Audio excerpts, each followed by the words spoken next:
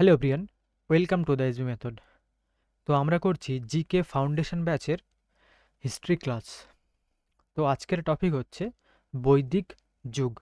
তো চলো শুরু করা যাক। তো বৈদিক যুগ বা বৈদিক সভ্যতা, এটাকে দুটো ভাগে ভাগ করা হয়েছে। একটা হচ্ছে আদি বৈদিক যুগ, আর একটা হচ্ছে পরবর্তী বৈদিক যুগ। তো এই যে আদি বৈদিক যুগ, এই আদি বৈদিক যুগের সময়কাল হচ্ছে 1500 থেকে 1000 বিসি, আর পরবর্তী যুগের বৈদিক যুগের সময়কাল 1000 থেকে 600 বিসি। তো এই বৈদিক যুগের যে ব্যবহৃত নানান শব্দ আছে, সেই শব্দগুলো বা টার্মগুলো সম্পর্কে আমরা আগে জেনে নেব। তো দেখো, সেনানি, সেনানি মানে হচ্ছে সেনাপতি। কুলোপা, কুলোপ মানে পরিবার বা কুলের প্রধান, যে তাকে বলা হতো কুলোপা। গ্রামের যে প্রধান তাকে বলা হতো গ্রামনি। সভা ও নিক্স সভা ও সমিতি ছিল রাজনৈতিক সংগঠন। তাহলে বৈদিক যুগের রাজনৈতিক সংগঠন ছিল কি? সভা ও সমিতি। নিক্স ও মনা এক ধরনের মুদ্রা। তো বৈদিক যুগের মুদ্রা হচ্ছে এই নিক্স আর মনা। বৈদিক যুগে গরুকে অঘ্ন বলা হতো। আচ্ছা, এই জন, জন মানে হচ্ছে সম্প্রদায়। গোপা মানে জনের প্রধান। তো এই যে শব্দগুলো, এগুলি এক্সাম পার্সপেক্টিভ ভিউ থেকে খুবই গুরুত্বপূর্ণ। ঠিক আছে। তো এরপরে আমরা দেখব এই যে বৈদিক যুগে আর্যদের যে বাসভূমি সম্পর্কে নানান ধরনের মতবাদ আছে। তার মধ্যে বাল গঙ্গাধর তিলক বলেছেন, এই যে আর্যদের বসবাস ছিল মেরু অঞ্চলে বা আর্কটিক রিজিয়নে। তার যে বিখ্যাত books the Arctic home in the Vedas. আর ম্যাক্স মুলার বলেছেন এই আর্যদের আদি বাসভূমি ছিল মধ্য এশিয়ায়। আর এই ম্যাক্স মুলারের দেওয়া তথ্যটাই হচ্ছে সর্বজন গ্রাহ্য, মানে এটিকেই মেনে নেওয়া হয়েছে।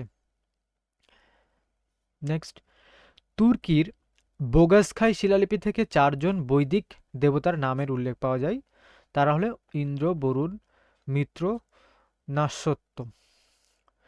তো তুর্কির যে বোগাসখাই শিলালিপি, সেখান থেকে এই 4জন দেবতার নামের উল্লেখ পাওয়া যায়। বৈদিক যে সাহিত্য, এই বৈদিক সাহিত্যকে দুটো ভাগে ভাগ করা হয়েছে। একটা হচ্ছে শ্রুতি সাহিত্য, আর একটা স্মৃতি সাহিত্য। তো শ্রুতি সাহিত্যের মধ্যেই পড়ে 4টি বেদ। তো সেই 4টি বেদ কি কি? ঋক বেদ, ঋগ্বেদ, সামবেদ, ঋগ্বেদ, সামবেদ, যজুর্বেদ,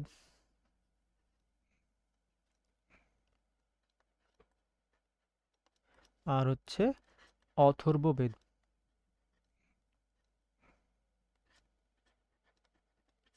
এই হচ্ছে শ্রুতি সাহিত্যের 4টি বেদ। আচ্ছা, এই যে 4টি বেদ, এই 4টি বেদের প্রতিটির আবার 4টি করে অংশ। সেই 4টি করে অংশ কি কি? মানে প্রতিটি প্রতিটি বেদের আবার 4টি করে অংশ।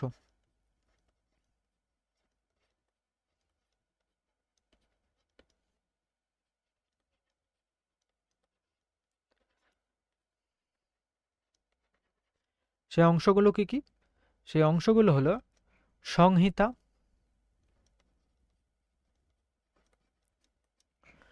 ব্রাহ্মণ,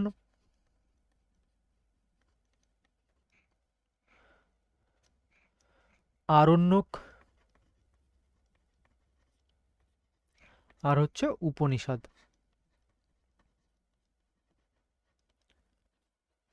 এই গেল শ্রুতি সাহিত্য। এই স্মৃতি সাহিত্য আবার 6 প্রকার। স্মৃতি সাহিত্যকে 6টা ভাগে ভাগ করা হয়েছে। কি কি? বেদাঙ্গ, 2 নম্বর স্মৃতি, মহাকাব্য, মহাকাব্যর মধ্যে রামায়ণ মহাভারত পড়ে, পুরাণ,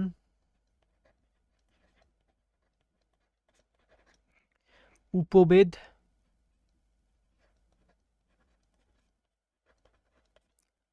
আর হচ্ছে দর্শন। তো এই 6টি ভাগে ভাগ করা হয়েছে স্মৃতি সাহিত্যকে। আচ্ছা, এই যে বেদ, বেদ শব্দটির উৎপত্তি হচ্ছে বিদ শব্দ থেকে, যার অর্থ হচ্ছে জ্ঞান। আর বেদের অপর নাম হচ্ছে শ্রুতি, কারণ এই বেদ শুনে শুনে মনে রাখা হতো বলেই একে শ্রুতি বলা হয়। ঠিক আছে, তো এরপর আমরা এই যে 4 প্রকার বেদ তাদের সম্পর্কে ডিটেলসে জানবো।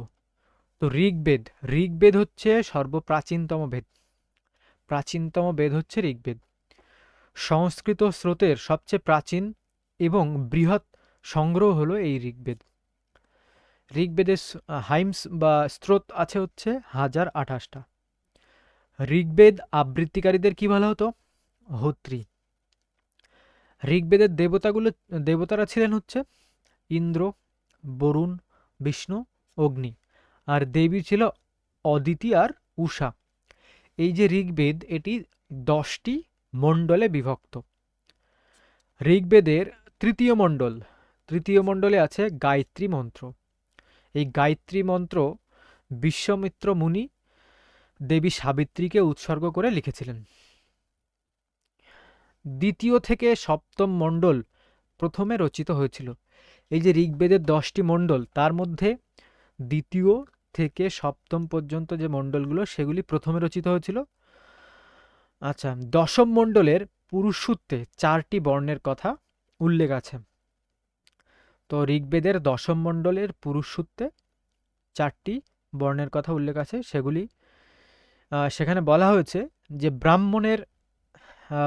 ব্রহ্মার মুখ থেকে ব্রাহ্মণ, হাত থেকে ক্ষত্রিয়, উরু থেকে বৈশ্য এবং পা থেকে শূদ্রের উৎপত্তি হয়েছে। তো এটা অনেক সময় পরীক্ষায় চলে আসে, এটাও মনে রাখতে হবে। ঠিক আছে, ঋগ্বেদের নবম মণ্ডলে সোমদেবতা সম্পর্কে জানা যায়।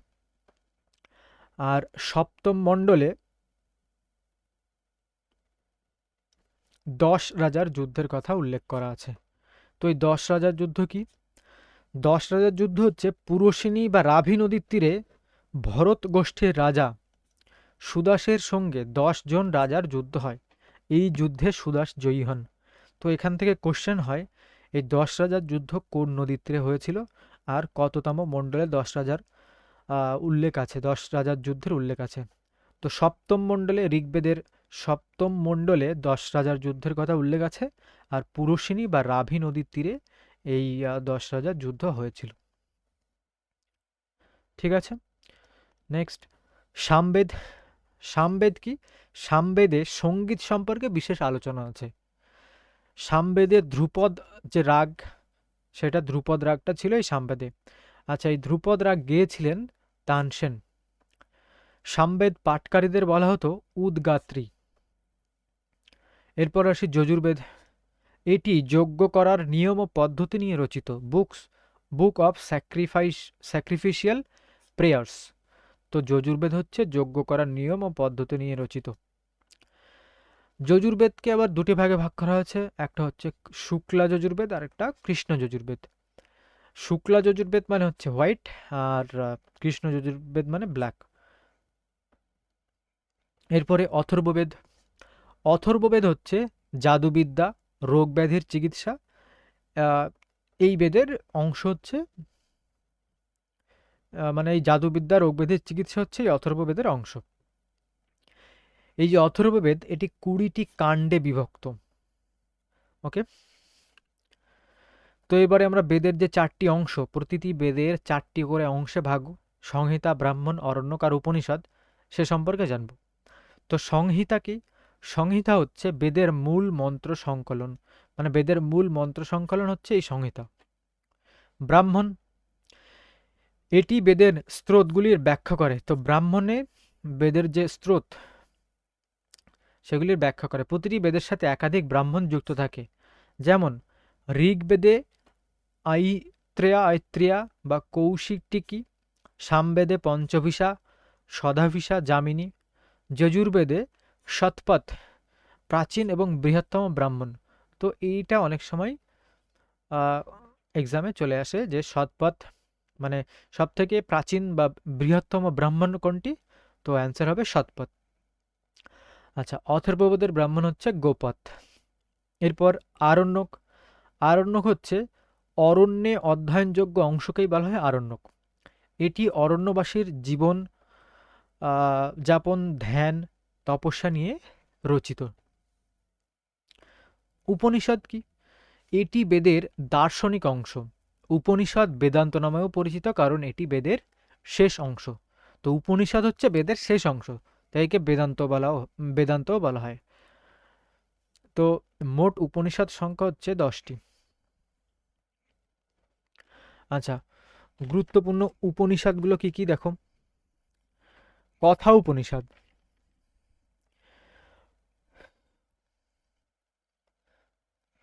সরি, এখানে একটা ভুল হয়েছে। মোট উপনিষদ সংখ্যা হচ্ছে 108টি। তার মধ্যে গুরুত্বপূর্ণ উপনিষদগুলো: কথা উপনিষদ, যেখানে নচিকেতা ও যমের গল্প বর্ণিত আছে। বৃহদারণ্যক উপনিষদ হচ্ছে প্রাচীনতম উপনিষদ। মুন্ডক উপনিষদ, যেখান থেকে সত্যমেব জয়তে নেওয়া হয়েছে। মহা উপনিষদ, বাসুদেব কুটুম্বকম, এই উপনিষদের 6ষ্ঠ অধ্যায় থেকে নেওয়া হয়েছে। তো বাসুদেব কুটুম্বকম হচ্ছে the whole world is one family, মানে পুরো সমস্ত পৃথিবীই একটা পরিবার, সেটাই হচ্ছে বাসুদেব কুটুম্বকম। তো এই যে গুরুত্বপূর্ণ উপনিষদ, এইগুলো পরীক্ষায় জন্য ভেরি ভেরি ইম্পর্টেন্ট, যে কোনো এক্সামের ক্ষেত্রে। তো তোমার এখান থেকে একটা উপনিষদ বলে দিল, বা এই যে সত্যমেব জয়ত, এটা কোন উপনিষদ থেকে নেওয়া হয়েছে, এমন টাইপের কোশ্চেন। আমরা এই যে পুরো থিওরিটা হয়ে গেলে যখন কোশ্চেন প্র্যাকটিস করব, তখন দেখতে পাবে এমন এই উপনিষদ থেকে প্রচুর কোশ্চেন আসছে। তো দেখো, এই যে উপনিষদ, এই উপনিষদের প্রথম ইংরাজি অনুবাদ করেন চার্লস উইলকিন্স। এই চার্লস উইলকিন্সই আবার গীতারও ইংরাজি অনুবাদক। এরপরে স্মৃতি সাহিত্য। তো স্মৃতি সাহিত্যকে আমরা 6টা ভাগে ভাগ করেছি। তার মধ্যে আছে বেদাঙ্গ। বেদকে সঠিকভাবে বোঝা, উচ্চারণ করা এবং পালন করার জন্য বেদাঙ্গ তৈরি হয়েছিল। তাহলে বেদাঙ্গ তৈরি কেন হয়েছিল? বেদাঙ্গ হচ্ছে বেদকে সঠিকভাবে বোঝা, উচ্চারণ করা এবং বেদের যে আচার আচরণগুলো পালন করার জন্য এই বেদাঙ্গটা তৈরি হয়েছিল। মোট বেদাঙ্গ হচ্ছে 6টি। সেই 6টি বেদাঙ্গ কি কি? এই যে শিক্ষা, ছন্দ, ব্যাকরণ, নিরুক্ত, জ্যোতিষ আর কল্প। তো শিক্ষা হচ্ছে বিশুদ্ধ উচ্চারণ, ছন্দ মাত্রা ও ছন্দবিন্যাস, ব্যাকরণ ভাষা ও ব্যবহারের নিয়ম, নিরুক্ত হচ্ছে শব্দের উৎপত্তি ব্যাখ্যা, জ্যোতিষ গ্রহ নক্ষত্র যজ্ঞের সময় নির্ধারণ করে, কল্প হচ্ছে যজ্ঞ ও সামাজিক আচারের নিয়ম, এই কল্প থেকে জানা যায়। ওকে, এবার স্মৃতি। তো এই যে স্মৃতি সাহিত্যের স্মৃতি হচ্ছে 6টি। মনুস্মৃতি হচ্ছে প্রাচীনতম। ঠিক আছে, তো এটা ইম্পর্টেন্ট। মহাকাব্য। তো মহাকাব্য হচ্ছে রামায়ণ আর মহাভারত, দুটো মহাকাব্য। তো রামায়ণকে বলা হয় আদি কাব্য। রামায়ণ 7টি কাণ্ডে বিভক্ত আর রচনা করেন বাল্মীকি। মহাভারত, পৃথিবীর দীর্ঘতম মহাকাব্য হচ্ছে এই মহাভারত। এটি পুরো 18টি অধ্যায়ে বিভক্ত। আর ভগবদ গীতা মহাভারতের ভীষ্ম পর্ব থেকে নেওয়া হয়েছে। মহাভারতের রচনা করেন ব্যাসদেব। মহাভারতকে পঞ্চম বেদও বলা হয়, এটা ইম্পর্টেন্ট। ঠিক আছে, নেক্সট, পুরাণ। হিন্দু ধর্মের অন্যতম প্রাচীন ধর্মগ্রন্থ হচ্ছে এই পুরাণ। মোট পুরাণের সংখ্যা হচ্ছে 18টি। আর প্রাচীনতম পুরাণ হচ্ছে এই মৎস্য পুরাণ। ঠিক আছে, উপবেদ। তো 4টি উপবেদ আছে, কি কি? আয়ুর্বেদ, যেটা মেডিসিন, ঋগ্বেদের অংশ। ধনুর্বেদ যুদ্ধবিদ্যা যজুর্বেদের অংশ। গান্ধর্ববেদ সঙ্গীত, যেটা সামবেদের অংশ। আর শিল্পবেদ মানে শিল্পকলা স্থাপত্য, যেটা অথর্ববেদের অংশ। দর্শন। তো ভারতীয় দর্শনের 6টি শাখা আছে, যা একসাথে ষড়দর্শন নামে পরিচিত। এই যে দর্শন, 6টি দর্শন রচনা করেছিলেন 6 জন দার্শনিক। কারা? গৌতম, আচ্ছা, আহ, গৌতম রচনা করেন ন্যায়, ঋষি কণাদ হচ্ছে বৈশেষিক, কপিলা প্রাচীনতম হচ্ছে তোমার এই সাংখ্য। সাংখ্য হচ্ছে কি প্রাচীনতম দর্শন, যেটা মানে রচনা করেন কপিলা। পূর্ব মীমাংসা যামিনী রচনা করেন, যোগ পতঞ্জলি, উত্তর মীমাংসা ব্যাসদেব। তো এইগুলো থেকে খুব রেয়ারলি কোশ্চেন আছে। তবে এই যে পুরাণ, তারপরে এই যে ষড়দর্শন, মানে 6 জন দার্শনিক মিলে রচনা করেন, দর্শনকে ষড়দর্শন বলা হয়, এগুলো একটু মনে রাখতে হবে, ঠিক আছে। আদি বৈদিক যুগ আর ঋগ বৈদিক যুগ। ঋগ্বেদের যুগে, মানে যে যুগ, সেখানে ঋগ্বেদে হিমালয়কে বলা হতো হৈমবৎ, আর হিন্দুকুশ যে পর্বত তাকে বলা হতো মুঞ্জবৎ। তো এই দুটো ভেরি ভেরি ইম্পর্টেন্ট। এই যে ঋগ্বেদে সপ্ত সিন্ধুর কথা বলা হয়েছে। তো সপ্ত সিন্ধুর কথা বলা হয়েছে। এবার এই যে সপ্ত সিন্ধু মানে 7টি নদী, এটা ঋগ্বৈদিক নাম, এবং আধুনিক যে নাম সেটা আমরা জানবো। তো ঋগ্বৈদিক সিন্ধু, এই যে সিন্ধু যেটা ইন্ডাস, তাকে সিন্ধুই বলা হতো। ঝিলাম নদীকে ঋগ্বৈদিক যুগে বিতস্তা বলা হতো। চেনাবকে বলা হতো আশিকিনী, রাভিকে বলা হতো পুরুষিনী, বীজকে বলা হতো বিপাশা, আর সতলুজকে বলা হতো শতদ্রী। আর সরস্বতী, যেটা ঋগ্বৈদিক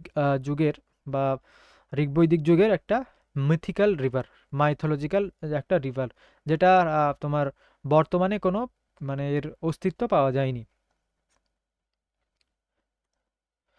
আচ্ছা, এরপরে চতুর্বর্ণ। তো এই যে বেদে 4টি বর্ণের কথা বলা হয়েছিল। একটা হচ্ছে ব্রাহ্মণ, ক্ষত্রিয়, বৈশ্য, শূদ্র। তো ব্রাহ্মণরা হচ্ছে যাগযজ্ঞ করত, ক্ষত্রিয়রা যুদ্ধ বিগ্রহ করত, বৈশ্যরা ব্যবসা, কৃষি, আর শূদ্ররা সেবামূলক কাজ করত।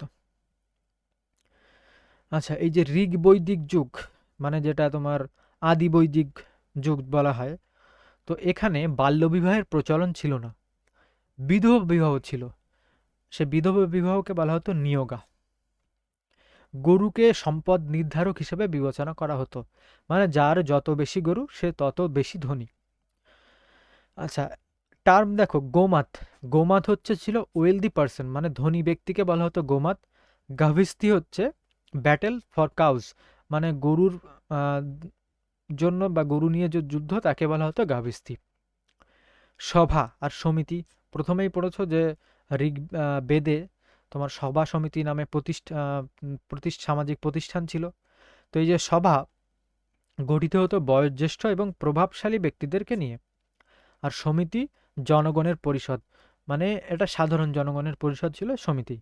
আর এই সভা এবং সমিতিতে দুটোতেই মহিলারা অংশগ্রহণ করতে পারত। আচ্ছা, এই যে ঋগ বৈদিক যুগে এরা প্রকৃতির পূজা করত, মূর্তি পূজার প্রচলন তখনও শুরু হয়নি, বা মূর্তি পূজার প্রচলন তখন ছিল না। আচ্ছা, এই যে ঋগ বৈদিক যুগ, এখানকার যে তোমার যে শাসন ব্যবস্থা কেমন ছিল দেখো। সবার নিচে ছিল কুল, কুল নিয়ে তৈরি হতো গ্রাম, গ্রাম নিয়ে তৈরি হতো বিষ, কয়েকটি বিষ নিয়ে তৈরি হতো জন, আর জন নিয়েই অনেকগুলো জন নিয়েই তৈরি হতো রাষ্ট্র। তো এই যে ছকটা, এটা মনে রাখবে। এরপর পরবর্তী বৈদিক যুগ। পরবর্তী বৈদিক যুগে বাল্যবিবাহ, বহুবিবাহ, বর্ণভেদ প্রথার ব্যাপক প্রচলন শুরু হয়। তো আগেই পড়েছো যে ঋগ বৈদিক যুগে কোনো বাল্যবিবাহের প্রচলন ছিল না, ঠিক আছে। আর পরবর্তী বৈদিক যুগে কিন্তু বাল্যবিবাহ প্রচলন শুরু হয়।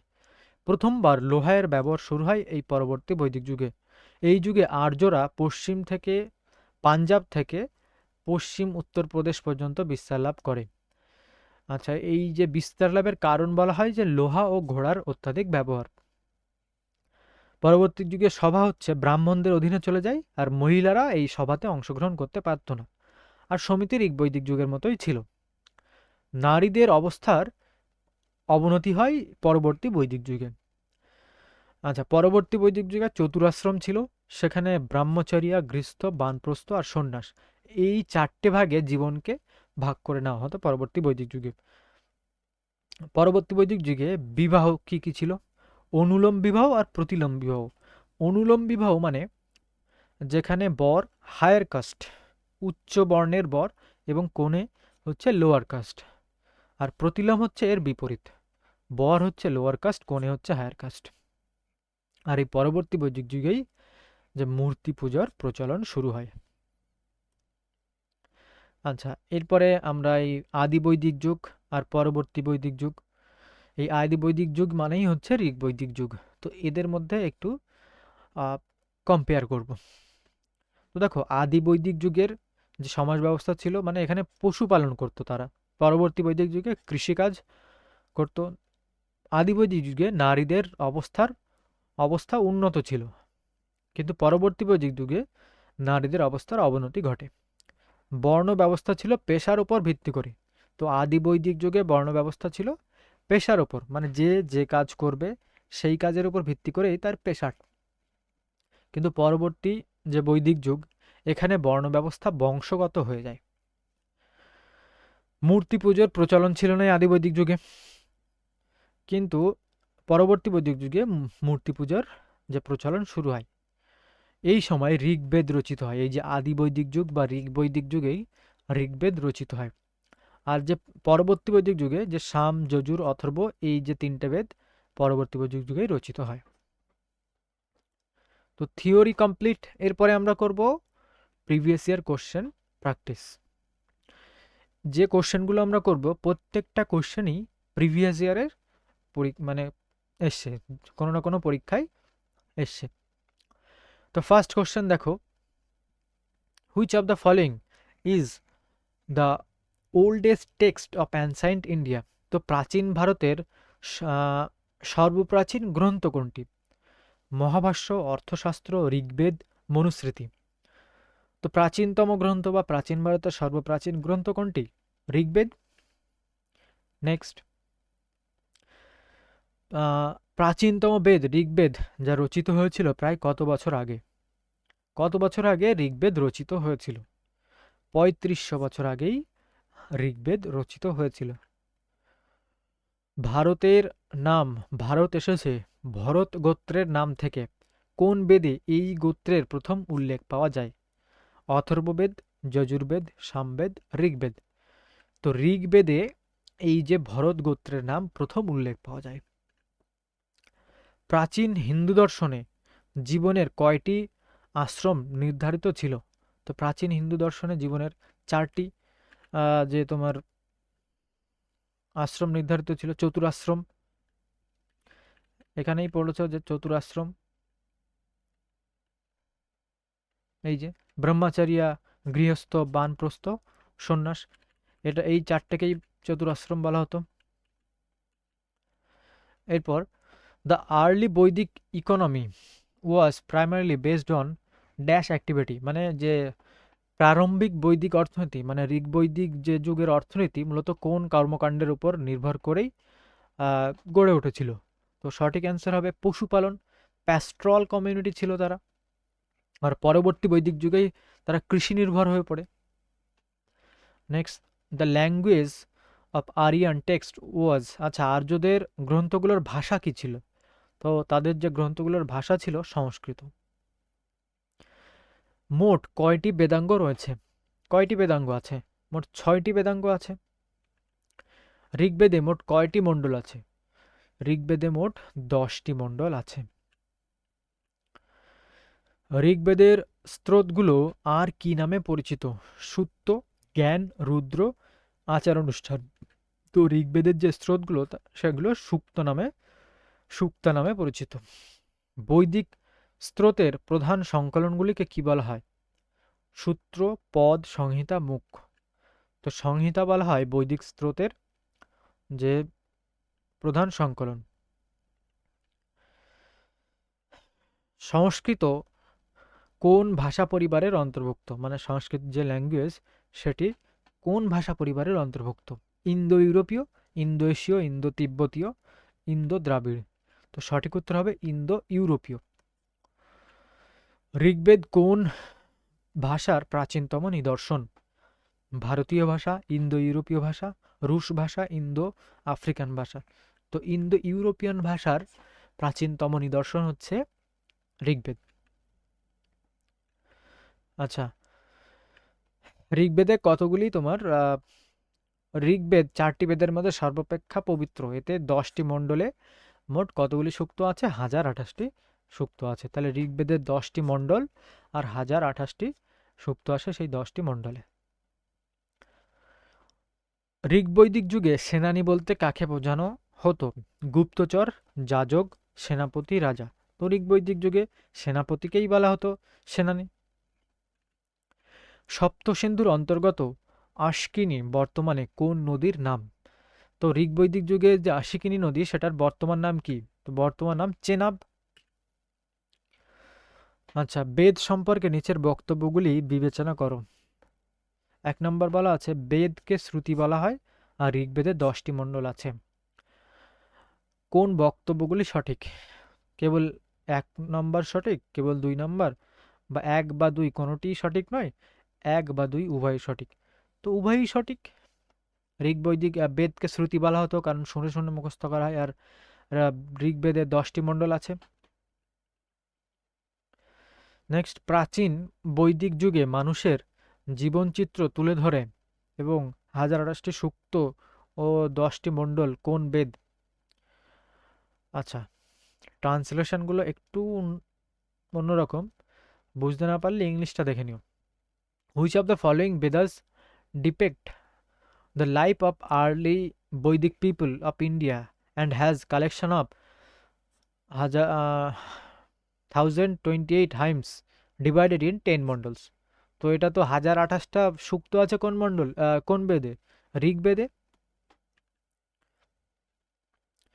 নেক্সট, সাদা ও কালো এই দুই শাখায় বিভক্ত এবং যাগযজ্ঞ অনুষ্ঠান সংক্রান্ত কোন বেদ? তো পড়েছি যে ব্ল্যাক অ্যান্ড হোয়াইট ছিল ভাগ, দুটো ভাগে ভাগ ছিল কোন বেদ?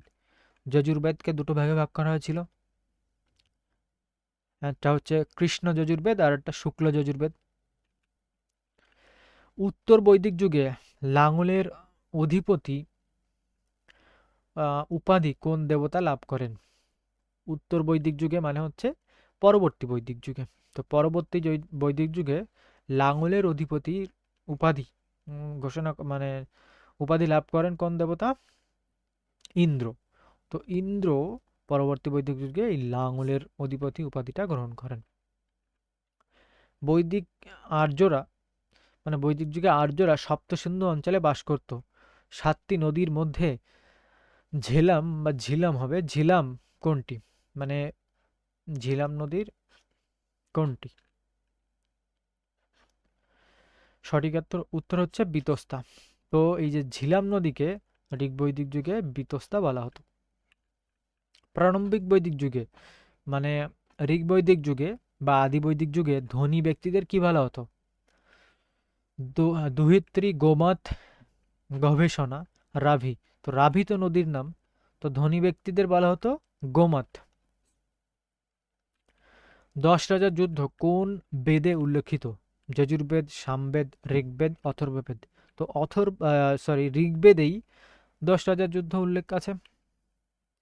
উত্তর বৈদিক যুগ মানে পরবর্তী বৈদিক যুগে কৃষিকাজ, পশুপালন ও বাণিজ্যের সঙ্গে প্রধান কোন বর্ণ যুক্ত ছিল?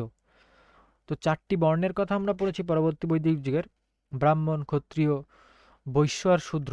তো এর মধ্যে এই যে কৃষিকাজ পশুপালন করতো কারা? তো বৈশ্যরা এই কৃষিকাজ পশুপালন এবং বাণিজ্যের সাথে যুক্ত ছিল। অশুভ শক্তি ও রোগ দূর করার মন্ত্র কোন বেদে রয়েছে? তো অশুভ শক্তি রোগ দূর করার মন্ত্র আছে অথর্ব বেদে। প্রাচীন ভারতে পূর্ব মীমাংসা দর্শন প্রতিষ্ঠা করেছিলেন কে? তো এই যে দর্শনের আহ, যে 6জন দার্শনিক বা 6জন ব্যক্তি এটা দর্শন রচনা করেছেন বলে ষড়দর্শন বলা হতো একে। তো এর মধ্যে পূর্ব মীমাংসা দর্শনটা কে প্রতিষ্ঠা করেছিল?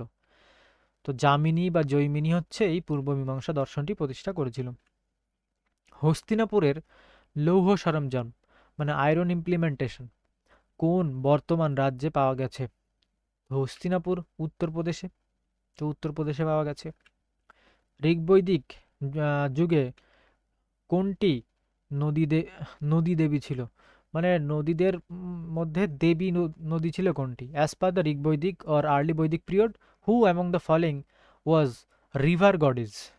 মানে নদীর দেবী কোনটি ছিল? তো নদীর দেবী ছিল সিন্ধু। ঋগ্বেদে ঋষি বিশ্বামিত্র ও দুই নদী দেবীর মধ্যে সংলাপ রূপে একটি স্রোত রয়েছে, সেই নদী দুটি কি? তো সেই নদী দুটি হচ্ছে বিপাশা আর শতদ্রু। তো বিশ্বামিত্র আর হচ্ছে এই বিপাশা নদী এবং শতদ্রু নদীর মধ্যে সংলাপ আছে। প্রাচীন ভারতে গোত্র প্রথা সম্পর্কে কোনটি সঠিক? একই গোত্রে পুরুষ ও নারীর বিবাহ হতো। একই গোত্রভুক্তরা একই পূর্বপুরুষের বংশধর বলে গণ্য করা হতো। বিবাহের পর নারী পিতৃগোত্র বজায় রাখত। প্রতিটি গোত্র বিখ্যাত রাজার নামে নামকরণ হয়েছিল। তো এর মধ্যে সঠিক কোনটি? তো এর মধ্যে সঠিক হচ্ছে অপশন বি, একই গোত্রভুক্তরা একই পূর্বপুরুষের বংশধর বলে গণ্য করা হতো। আর্যভট্টের রচিত গ্রন্থ কোনটি? ধাতুপাঠ, আর্যভট্টীয় নাট্যশাস্ত্র, রোমক সিদ্ধান্ত। তো আর্যভট্টের লেখা গ্রন্থ হচ্ছে আর্যভট্টীয়। বেদাঙ্গ হলো বেদের সহায়ক শাস্ত্র। মোট কয়টি বেদাঙ্গ রয়েছে? মোট 6টি বেদাঙ্গ রয়েছে। বৈদিক যুগে বর্ণ ব্যবস্থায় কোনটি কোনটি বর্ণ ছিল না, মানে এর মধ্যে বর্ণ কোনটা ছিল না? তো ব্রাহ্মণ, ক্ষত্রিয়, সমিতি, বৈশ্য। তো 4টি বর্ণের কথা আমরা বৈদিক যুগে পড়েছি, সেটা হচ্ছে ব্রাহ্মণ, ক্ষত্রিয়, বৈশ্য আর শূদ্র। তো এখানটায় এই সমিতিটা, এটা হচ্ছে বর্ণ, কোনো প্রকার এটা বর্ণ না, এটা একটা সংগঠন। তাহলে আরেকটা বর্ণ কি? শূদ্র। চতুর্বিধ পুরুষার্থের মধ্যে কোনটি অন্তর্ভুক্ত নয়? চতুর্বিধ পুরুষার্থের মধ্যে কোনটি অন্তর্ভুক্ত নয়? সিদ্ধি, অর্থ, মোক্ষ, ধর্ম। তো এর মধ্যে সিদ্ধি অন্তর্ভুক্ত নয়। সেনানী, কুলোপা, গ্রামণী, এই পদগুলি প্রধানত কোন বেদে উল্লিখিত? তো এই যে পদগুলি, এগুলি সবই ঋগ্বেদে অন্তর্ভুক্ত। একদম প্রথমেই আমরা পড়েছি ঋগ্বেদের যে অংশগুলো। নিম্নের কোনটি আর্যভট্টের সঙ্গে সম্পর্কিত নয়?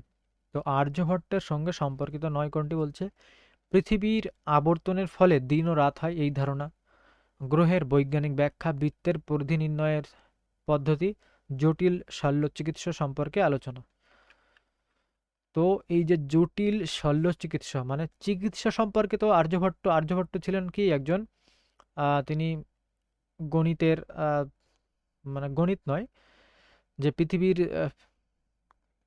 যে আবর্তন, তারপর যে গ্রহণ বা যে গ্রহের, যেটাকে অ্যাস্ট্রোলজার টাইপের বলে, সেই সম্পর্কেই আর্যভট্ট তোমার তার যে কাজকর্মগুলো করেছেন। নেক্সট, বৈদিক স্ত্রোত বা মন্ত্রের সংকলনকে কি বলা হতো? সংহিতা, উপনিষদ, স্মৃতি আর শ্রুতি। তো সংহিতা বলা হতো বৈদিক স্ত্রোত বা মন্ত্রের সংকলনকে। গীতার বেদ বা সঙ্গীতের যোগ নামে পরিচিত কোন বেদ? গীতার বেদ বা সঙ্গীতের বেদ। তো সামবেদকে বলা হতো সঙ্গীতের বেদ। ধর্মসূত্রে কি বিষয় অন্তর্ভুক্ত? সাম্রাজ্য দখলের কৌশল, নারীদের জন্য নিয়ম, নির্দিষ্ট শ্লোক ব্যাখ্যার কৌশল, শাসকদের জন্য নিয়ম। তো ধর্মসূত্রে এই যে শাসকদের জন্য নিয়ম, এই বিষয় অন্তর্ভুক্ত। অথর্ববেদে মোট কয়টি খণ্ড আছে? তো অথর্ববেদে মোট 20টা খণ্ড আছে।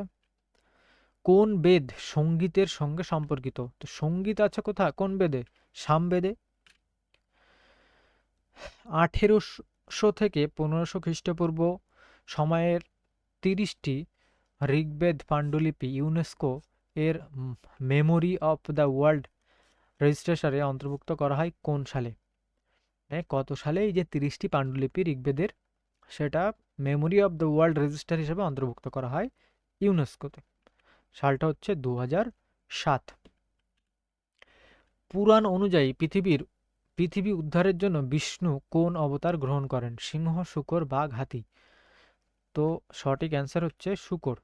তোমরা অনেকেই দেখবে বরাহ অবতার, তো সেই বরাহ অবতারকেই এই মানে শূকর। রামায়ণ অনুসারে রত্নাকর কাকে বলা হতো? বিশ্বামিত্রা, গৌতম, দুর্বাসা, বাল্মীকি। তো রত্নাকর হচ্ছে বাল্মীকি। তো বাল্মীকি প্রথমে রত্নাকর দস্যু ছিল, তারপরে তিনি এই রামায়ণ লেখেন। সত্যমেব জয়তে উক্তিটি কোন উপনিষদ থেকে নেওয়া হয়েছে? কট, প্রশ্ন, কেন আর মুন্ডক। তো মুন্ডক উপনিষদ থেকেই সত্যমেব জয়তে উক্তিটি নেওয়া হয়েছে। বৈদিক যুগে এক পর্যায়ে রাজাকে গোপতি বলা হতো। আচ্ছা, এই গোপতি কথার অর্থ কি? গোপতি কথার অর্থ হচ্ছে এই গবাদি পশুর অধিপতি, লর্ড অফ ক্যাটেল। বেদাঙ্গের ক্ষেত্রে যজ্ঞ বা অনুষ্ঠান বোঝাতে কোন শব্দটি ব্যবহৃত হয়? যজ্ঞ বা অনুষ্ঠান বোঝাতে ব্যাকরণ, ছন্দ, কল্প, শিক্ষা। তো এর মধ্যে কল্প এই শব্দটাই এই বেদাঙ্গের ক্ষেত্রে যজ্ঞ বা অনুষ্ঠান বোঝাতে ব্যবহৃত হতো। পুরাণ ও মহাভারত উভয়ের সংকলক হিসেবে কাকে ধরা হয়? ঋষি বশিষ্ঠ, ঋষি ভারদ্বাজ, ঋষি ব্যাস আর ঋষি বাল্মীকি।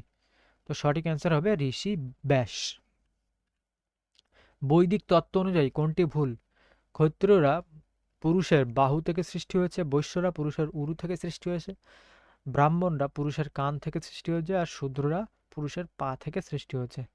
তো এখানে ভুল কোনটা? এখানে ভুল হচ্ছে ব্রাহ্মণরা পুরুষের কান থেকে সৃষ্টি হয়েছে। তো এইটা হচ্ছে ভুল। তো কমপ্লিট হয়েছে আমাদের ক্লাস। তো এই যে জিকে ফাউন্ডেশন ব্যাচের হিস্ট্রি ক্লাস, এটা পরপর আমরা করব। তো যেমনই অধ্যায় ভিত্তিক প্রথমে হবে, তারপরে হবে এমসিকিউ। তো এইভাবে শুধুমাত্র ইতিহাস নয়, বাকি যে সাবজেক্টগুলো, ইতিহাস থেকে history, geography, polity, economics, biology, chemistry, এই সবগুলো সাবজেক্টই তোমার এই যে নিয়ম অনুযায়ী হবে, প্রথমে theory plus previous year MCQ. তো ক্লাস যদি তোমাদের ভালো লাগে অবশ্যই লাইক, কমেন্ট এবং শেয়ার করে দেবে। আর প্রথমবার যারা ভিডিওটি দেখছো অবশ্যই সাবস্ক্রাইব করে দিও, যাতে তোমরা পরবর্তী যে ক্লাসগুলো সেগুলো তোমরা খুব সহজেই পেয়ে যাও। ওকে ভাই, দেখা হচ্ছে পরের ভিডিওতে।